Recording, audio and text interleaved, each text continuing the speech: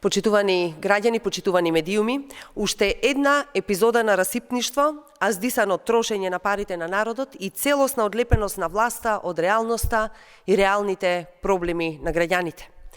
Само во првите 5 месеци од оваа година и само дел од институциите под капата на власта склучиле договори за мобилна телефонија и интернет во вредност од 2,9 милиони евра. 3 милиони евра, почитувани, пари на граѓаните. Ако се додадат на ова и сумите од сите министерства, МВР агенции и така натаму, бројката е огромна. Во време кога народот нема за леп, инфлацијата расте и го јаде животниот стандард, во време кога луѓето пресметуваат дали да купат лекови или храна, кога болниците немаат основни средства, пациентите носат завој од дома, нема лекови. Кога родителите во Кочани сами ги лекуваат децата повредени од трагедијата.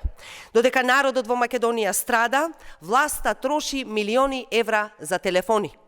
Малку им се екзотични храни, манго, папаја, малку им се покачени плати на функционерите, сега 3 милиони евра за телефони и тоа на грбот на народот.